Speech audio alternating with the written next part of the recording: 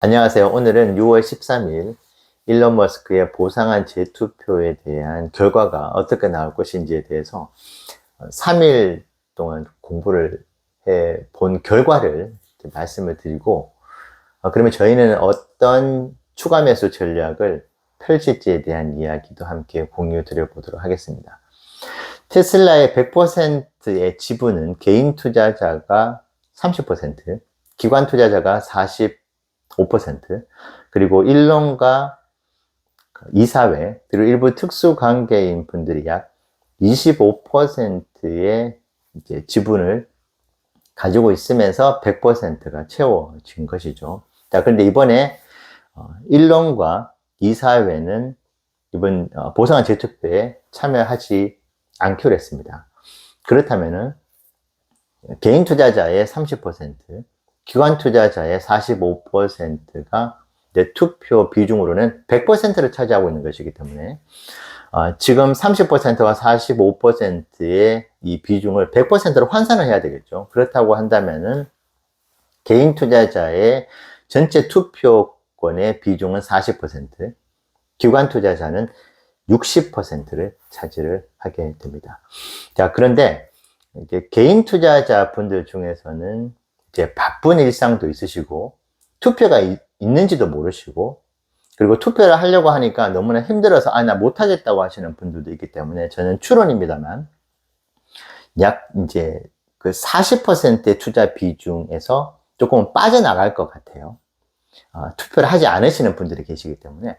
자, 그런데 기관 투자자 같은 경우에는 아주 특별한 상황이 있거나 어떤 특별한 정치적 성향이 있지 않는 한, 물론 기권을 할 수는 있겠지만은 거의 대부분의 기관 투자자들은 투표에 참여를 할 것이라고 봅니다. 자, 그럴 경우에는 전체 투표에 미치는 또 영향이 또 달라지는 것이죠. 그래서 저는 이제 단순 추론이긴 하겠지만은 개인 투자자가 전체 이번에 투표에서는 30%, 기관 투자자는 전체 투표에서 70%의 비중을 차지할 것이라고 봅니다. 자, 그러면 개인 투자자들 중에서는 가결에 그러면 몇 %의 비중을 가지고 가결을 할 것인가? 저는 70% 이상의 확률로 70%의 비중으로 이번 가결에 손을 들어줄 것이라고 봅니다. 개인 투자자들 분들은 본인의 자산에 직접적인 영향을 받는 것이죠. 그리고 2022년 연말에 있었던 일론 머스크가 테슬라 주가에 어떤 영향을 미쳐왔는지를 아주 잘 알고 있기 때문에 자산에 직접적인 영향을 줄 수 있는 그런 상황에서 부결이 났을 경우에 그 파괴 효과를 직간접적으로 경험을 했습니다. 그렇기 때문에 조금은 일론에 대해서 조금 실망스러운 모습들, 그리고 뭐 정치적인 성향들, 이런 부분들에 있어서 조금 반대 의사를 보이시는 분들도 계시겠지만은 자산을 방어하고 보호하는 것과는 그런 문제들은 별개라고 생각합니다. 그렇기 때문에 많은 다수의 분들이 찬성표를 던질 것이라고 보고 있고요. 그리고 미국의 개인 투자자 분들이 절대 다수긴 하겠지만은 한국의 개인 투자자 분들께서 제가 이전에 보상한 재투표에 대한 필요성을 말씀을 드리면서 글을 올려주신 분들의 절대 다수 분들은 찬성의 표를 던지겠다고 하시는 분들이 많은 것을 봤을 때, 물론 한국 투자자 분들의 이야기이긴 하겠지만 자산을 보호하고 자산이 올라가는 것을 원하는 그런 마음은 미국 투자자 분들이나 한국의 개인 투자자 분들이나 똑같다고 생각합니다. 그렇기 때문에 저는 전체 투표에서 약 30%의 비중을 차지하는 개인 투자자 분들 같은 경우에는 70% 이상이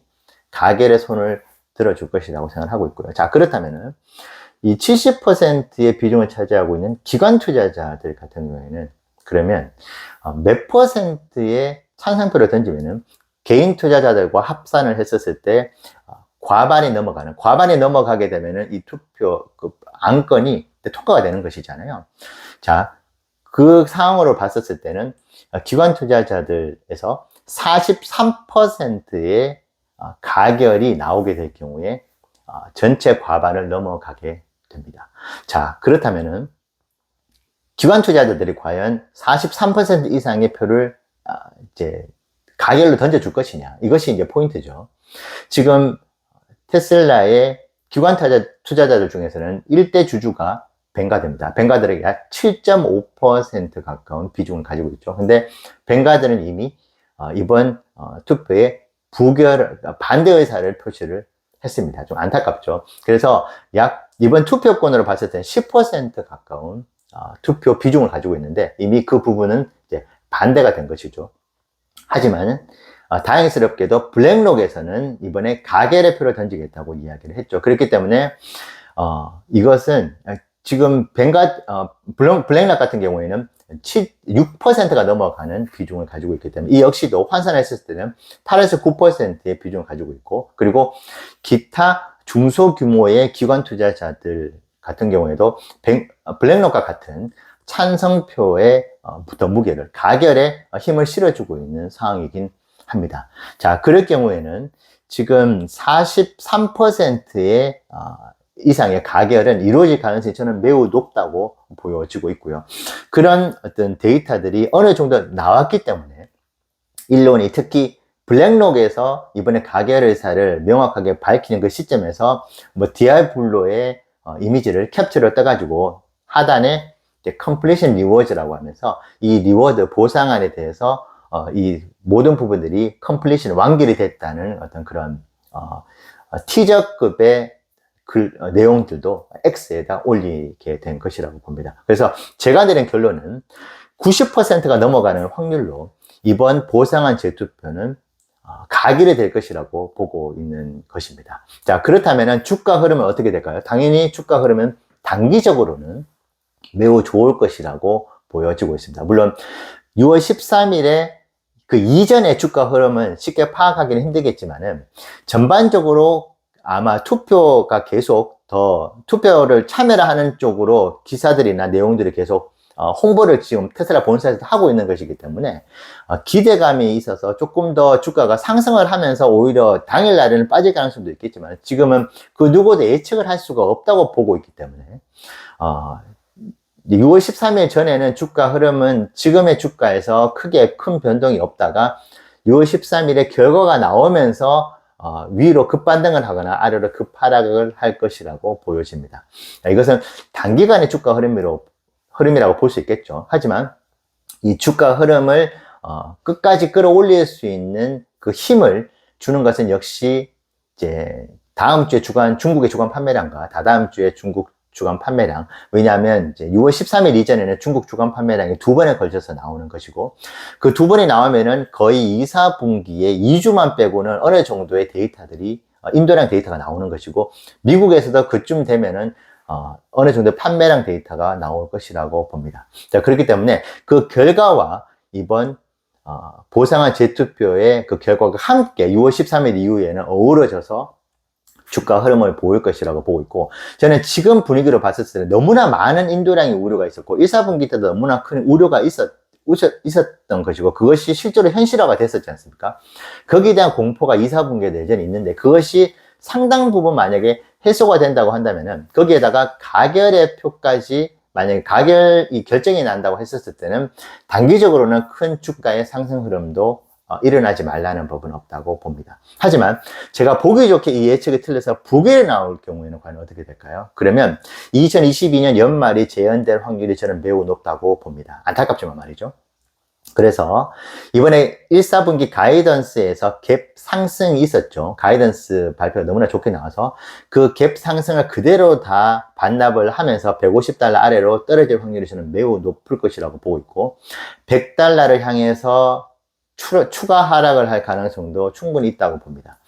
일론 리스크가 이번에 2022년도 연말에 비해서는 훨씬 더 크다고 저는 보여지고 있는 것이고, 일론이 최근에 빈말을 하지 않고 있는 것으로 봤었을 때 AI를 따로 분사를 시키겠다. 13%의 경영권 가지고는 AI까지 테슬라에 두기에는 너무나 부담스럽다는 의사를 이미 밝힌 상황에서 AI를 따로 떼나갈 확률이 점점 높아질 수 있는 것이고, 이것이 설령 사실이 아니다 하더라도 언론에서는 이 부분들을 대놓고, 특히 악의적인 기사를 내는 기관 같은 경우에는 이 부분들을 대놓고 이야기를 할 것이고, 테슬라의 CEO 자리에서도 물러날 수 있다는 이야기, 설령 그것이 아니라 하더라도 일론이 테슬라의 힘을 더 이상 많이 싣지는 않을 것이라는 이런 이야기들이 나오면서 오너 리스크가 그 어떤 때보다도 높아지는 그런 확률이 저는 높다고 보여지고 있고, 그럴 경우에는 다시 한번 $100까지 다시 곤두박질식 가능성도,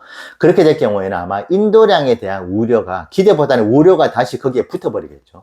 그러면서 추가 하락을 불러일으킬 가능성이 있다고 보여집니다. 물론 8월 8일 로보택시라는 이슈가 여전히 존재하고 있고, 중국에서 FSD에 대한 승인 이야기들이 조금씩 나오고 있는 부분들은 그런 주가를 방어를 시킬 수 있는 부분들이 있겠지만, 그럼에도 불구하고 너무나 높은 확률로 일론 리스크는 계속 대두될 것이고, 만약에 일론이 이 부분들을 무마시키기 위한 멘트들을 날려준다고 한다면 모르겠지만, 저는 아마 일론이 너무나 큰 실망을 하지 않을까 싶어요. 그렇기 때문에 더 이상 주가를 부양시키려고 하는 그런 어떤 멘트들을 하지 않고 뭐 침묵을 지킨다든지 실망감을 표현하는 멘트들이 나오는 그런 확률도 충분히 있다고 봅니다. 그럴 경우는 주가 하락을 막기는 어렵다고 보여집니다. 이것은 이제 최악의 시나리오인 것이고, 저는 앞서 말씀드렸던 90%가 넘는 확률로 이번 보상한 저축배는 찬성이 가결될 것이라는 데 더 무게를